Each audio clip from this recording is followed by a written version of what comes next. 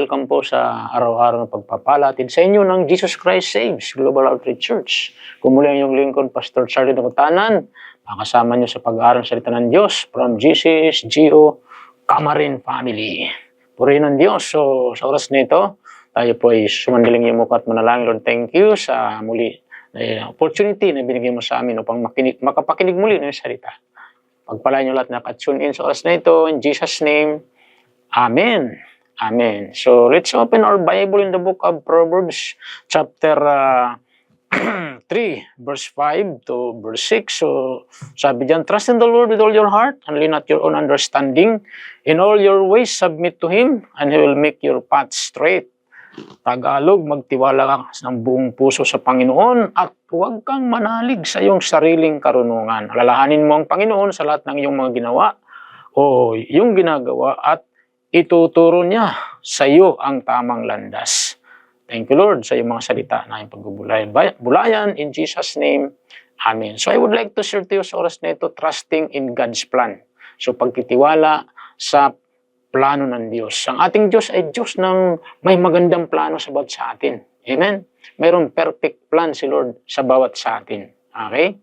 So, kaya pagtiwalaan po natin ang plano ng Diyos sa bawat sa atin.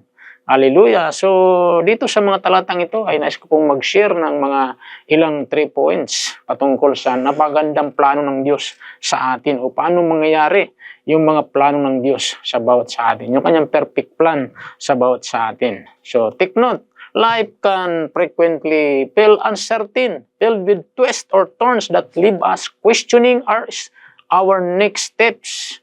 Yet, in the midst of confusion, we are called to trust in God's perfect plan. Okay? So, minsan ang buhay natin sa mundong ito, kadalasan ay tayo nabubuhay na parang walang katiyakan. Pero, ang Diyos, tinatawagan tayo na magtiwala sa kanyang perfectong plano sa atin. Okay? So, napakaganda po ang plano ng Diyos sa iyo at sa akin. Ang plano niya, ikaw ay pagpalain niya, sumagaan ang buhay mo, magtagumpay tayo. Wala siyang masamang plano sa atin. Amen? So, napaganda ang perfect plan ni Lord sa atin. God has a perfect plans for you and me. Amen? God has a perfect plans for every one of us. And His plans for you and me is perfect. Sabi nga sa Jeremiah 29 verse 11, sapagkat batid kong lubos ang mga plano ko para sa inyo, mga plano na hindi ninyo ikakasama, kundi para sa inyong ikabubuti. Ito'y mga planong nagdudulot sa inyo ng kinabukasan, puno ng pag-asa.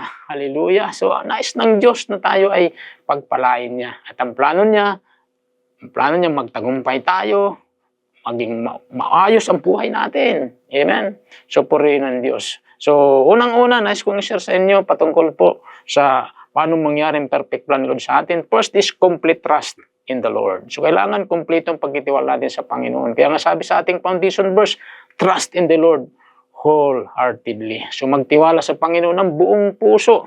So, trusting God means placing our full confidence in Him rather than depending on our limited understanding. Amen? So, when we trust Him wholeheartedly, take note, we acknowledge His sovereignty over our lives. Amen? So, ibig sabihin, kinikilala natin ang kapangyarihan ng Diyos ngingibabaw sa buhay natin. Purihin ng Diyos. So, yun po ang nais ng Diyos sa atin, magtiwala tayo ng lubos sa Kanya. So, sa ating conclusion muna, sabi sa Isaiah 26 verse 3, you will keep in perfect peace those whose minds are steadfast because they trust in you. So, pag tayo nagtiwala sa Panginoon, take note, ang kapayapaan sa ating puso, isip, ay mararanasan natin. Yun yung blessing ng ating pagtitiwala sa Panginoon.